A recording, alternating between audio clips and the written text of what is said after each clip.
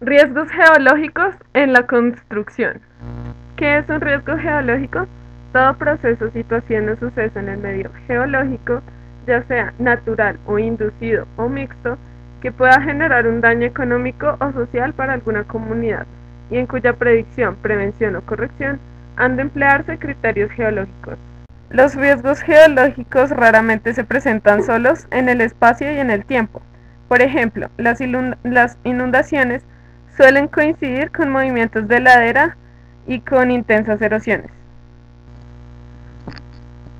Los procesos climáticos se dividen en tres: naturales, mixtos e inducidos. Los naturales a su vez se subdividen en internos y externos. Dentro de los internos están los volcanes, los terremotos, los tsunamis y los diapiros. Y dentro de los externos están los movimientos de ladera, las subsidencias naturales, los terrenos expansivos, el desplazamiento de dunas y las inundaciones. Los procesos climáticos mixtos corresponden a la erosión y la sedimentación.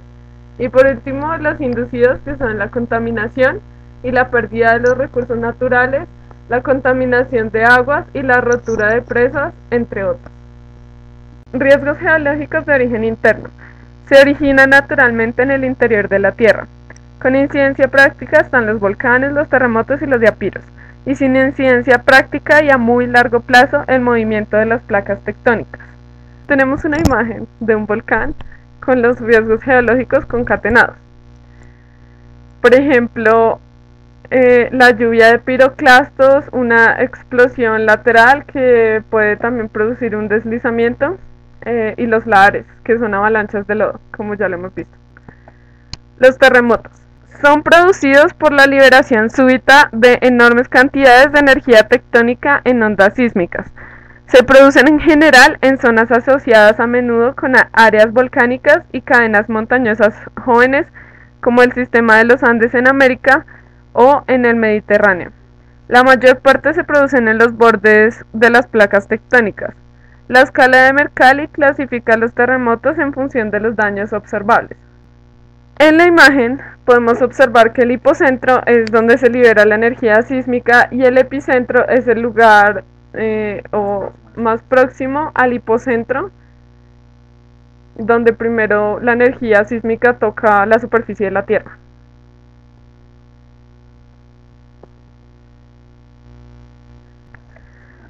Tsunamis. Se producen cuando los epicentros de un terremoto se encuentran en el mar, compuestos por trenes de grandes olas que pueden producir catástrofes en las costas.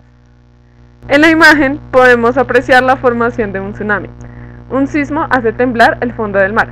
Ese fenómeno desplaza hacia la superficie una gran masa de agua.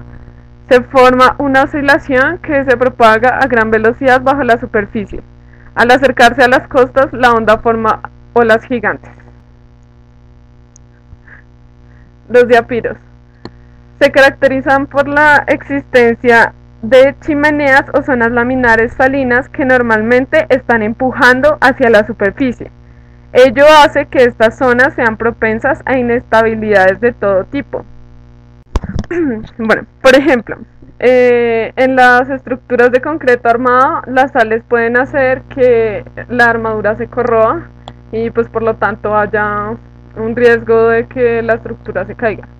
En la imagen podemos ver la formación de la cobertera y la formación del depósito de sal. Podemos apreciar cómo la compresión del domo y la expansión de la cabeza y la erosión hacen presión hacia la superficie. Riesgos geológicos de origen externo. Son aquellos que se originan naturalmente en la superficie terrestre o muy cerca de ella. Habitualmente están en estrecha dependencia con el clima. Con incidencia práctica tenemos el movimiento de ladera, el desplazamiento de unas, las subsidencias kársticas y sísmicas y la expansión de terrenos. Vamos con el primero, los movimientos de ladera. Los más peligrosos son los ladares y los desprendimientos. Los terrenos, al ascender el nivel del agua subterránea o al alterarse y perder resistencia o al ser sometidos a vibración por un terremoto, se vuelven inestables y comienzan a moverse ladera abajo. Frecuentemente, el hombre, al excavar los pies de las laderas en equilibrio estricto o sobrecargarlas, provoca movimiento de laderas abajo. Las subsidencias naturales son hundimientos bruscos del terreno de magnitud variable. Su acción sobre cualquier obra ubicada encima es catastrófica. Existen las subsidencias kársticas y las subsidencias sísmicas o la licuefacción. Subsidencias kársticas, producidas por el colapso de cavidades naturales en terrenos solubles como carbonatos, yesos masivos y sales. Los terremotos suelen provocar el colapso de bóvedas en equilibrio estricto. Subsidencia sísmica o licuefacción. Se produce durante los terremotos fuertes al perder las arenas y limos sueltos saturados su capacidad portante.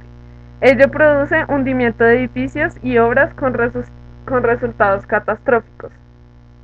Terrenos expansivos. Son principalmente las arcillas expansivas y ciertas rocas blandas como la anhidrita. El agente causante de la expansión que agrieta y a menudo semidestruye es la humedad. Podemos ver en la imagen que el terreno se está expandiendo hacia arriba, haciendo presión sobre la estructura, lo que hace que haya una formación de grietas y un posible colapso. Desplazamiento de dunas. Es un movimiento de componente horizontal. Son importantes en áreas subdesérticas. Se asocian también a áreas costeras en relación con las arenas aportadas por las corrientes de deriva. Han representado un riesgo significativo al enterrar poblaciones enteras. En la imagen podemos ver un corte transversal de una duna en el que se aprecia el movimiento de los granos de arena que produce el avance de la duna. Inundaciones. Es un riesgo geoclimático.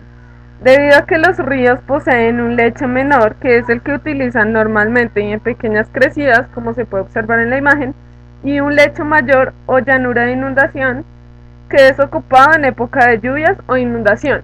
Cuando las construcciones se hacen en la planicie aluvial o llanura de inundación, hay un riesgo de inundación. Su origen se sitúa en la atmósfera y los daños se producen tanto por la dinámica de la corriente como por la elevación del nivel del agua. Los riesgos encadenados como deslizamiento, desprendimientos, entre otros, magnifican los problemas. Bueno, ahora vamos a pasar a los problemas geotécnicos aplicados a la construcción de edificaciones específicas. Cabe recalcar la importancia de la geología en la labor de un ingeniero civil, debido a que no existe ninguna obra que no necesite de la geología, sobre todo si es de gran magnitud. De hecho, el conocimiento geológico es el punto de partida para la construcción. En la mayoría de los casos, cuando las obras de construcción fracasan, la culpa se le asigna al terreno, pero en realidad el error no es de la geología, sino de quien hace el estudio geológico. Por esto nunca se debe escatimar en tiempo, esfuerzo o dinero en esta clase de estudios. Bueno, dentro de las aplicaciones, la primera son las presas. Son construcciones que se sitúan a través de un curso de agua con el objetivo de almacenar sus aguas o desviar su cauce.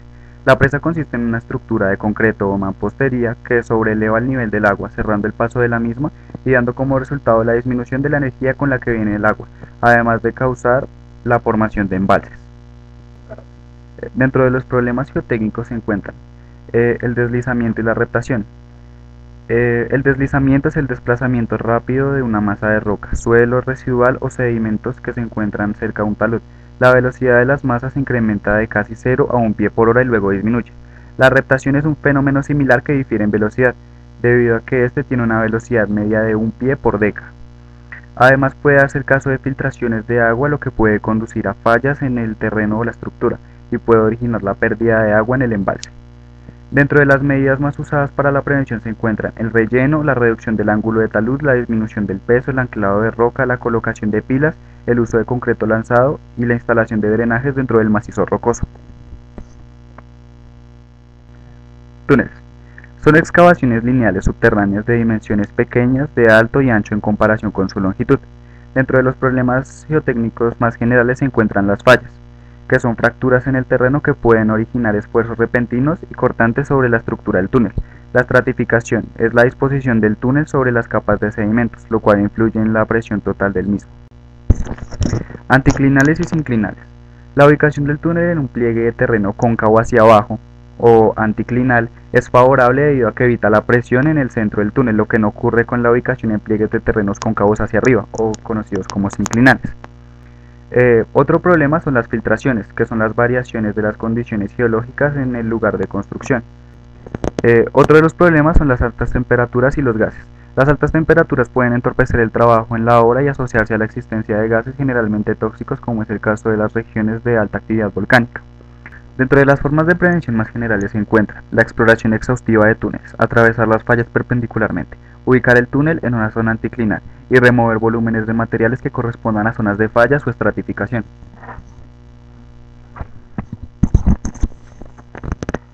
Vías.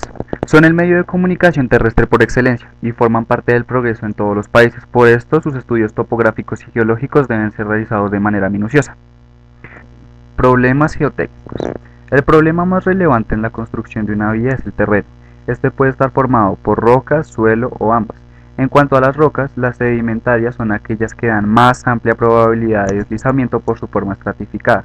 Luego las rocas metamórficas y por último aquellas que dan un menor riesgo en cuanto a deslizamientos y desprendimientos es la roca ígnea, debido a su alta dureza.